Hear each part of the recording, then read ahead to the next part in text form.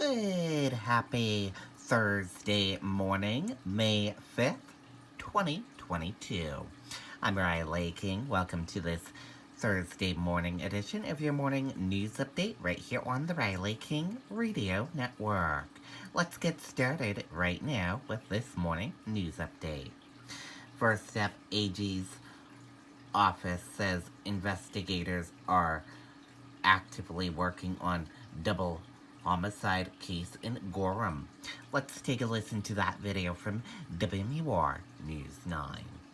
News 9 also asked the Attorney General's office today for an update on the two people found shot to death in a home in Gorham last week. A spokesman says they are actively working the case but have no new information to release publicly yet. The deaths of 28-year-old Holly Banks and 42-year-old Keith LaBelle are being investigated as homicides. Investigators have not said if any suspects have been identified. Okay, there you go on that video and that report. First, homes under agreement with Saint-Gobain to get new water supply soon. Let's take a listen to that video from WMUR News 9. We have never been accused of being flashy, fancy, or cool. I mean, seriously, we named ourselves Booking.com. It's kind of our thing. Helping you book that perfect stay. Booking.com. Booking.yeah. As soon as this summer, homes near the Saint-Gobain plant in Merrimack with contaminated wells will start getting connected to new water supplies. Tonight, the State Department of Environmental Services held a virtual meeting for homeowners about the agreement signed with Saint-Gobain last month. It calls for about 1,000 homes in 5 towns to be hooked up to municipal water lines. We recognize this is a very significant milestone for this project, but it is by no means, the end of our work. We have much work to do. The homeowners in the affected areas will be getting a letter from Saint-Gobain in the coming weeks with more information. More complex installations won't be started until next year. Okay, and there you go on that video and that report. Massachusetts Office of Child Advocate releases Harmony Montgomery report. Let's take a listen to that video from WMUR News 9.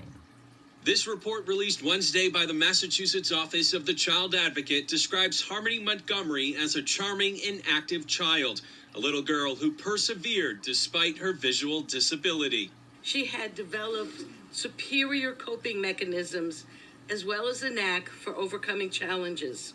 But the report says Harmony was ultimately failed by the system that was created to protect her. Harmony's individual needs, well-being, and safety were not prioritized. Despite objection from a Mass DCF attorney, the report points to a juvenile court judge as the person who decided that what's known as an interstate compact agreement on the placement of children was unnecessary. Mr. Montgomery's attorney, Ms. Sori's attorney, and Harmony's attorney were all in favor of Mr. Montgomery receiving custody of Harmony and did not object to Harmony being returned to Mr. Montgomery without an ICPC home study. That decision cut New Hampshire DCYF out of the process. Governor Chris Sununu says New Hampshire is dedicated to closing gaps in the ICPC procedure. That we're making sure that the information that needs to be transpired, that needs to be crossed over the borders to make those assessments is done and done in a timely manner. In a statement to News 9, an attorney for Harmony's mother, Crystal Sori, writes, quote, "Despite the admitted failures by Massachusetts DCF, the ultimate responsibility for Harmony's disappearance clearly falls on the New Hampshire DCYF for failing to remove Harmony from her father's care and custody after reports that he physically abused her, for which he has been arrested." And now the head of the New Hampshire DCYF declined to comment, but says New Hampshire continues to work with other child welfare agencies in other New England states to improve on communication when it comes to cross-border cases like Harmony's. Reporting live in Manchester, I'm Tim Callery, WMUR News. Okay, and there you go on that video and that report.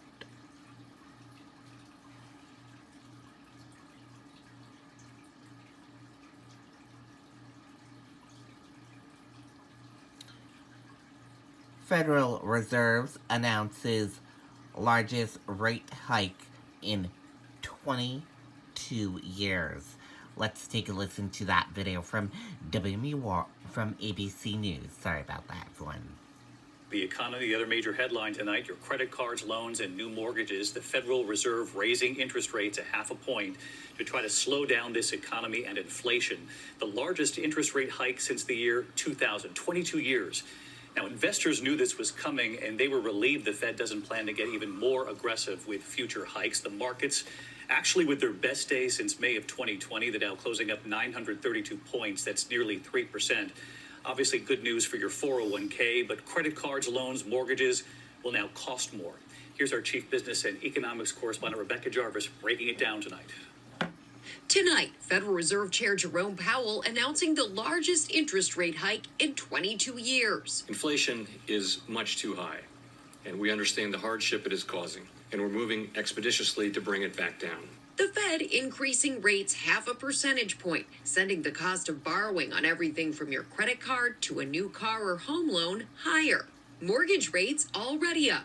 In just the last 5 months, the average 30-year fixed-rate mortgage has jumped from 3.4% to more than 5.4% today. In real terms, that means the mortgage payment on the median-priced home has jumped from about $1,500 a month to about $1,900 today.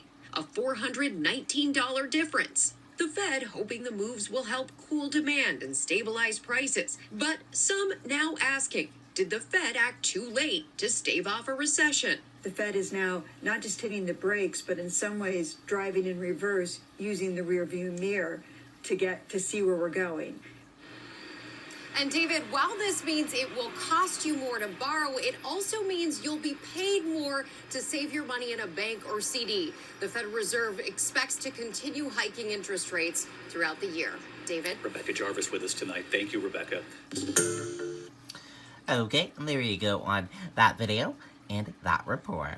That does it for the morning news update right here on the Riley King Radio Network. Thank you for tuning in and listening. Have a great day and goodbye.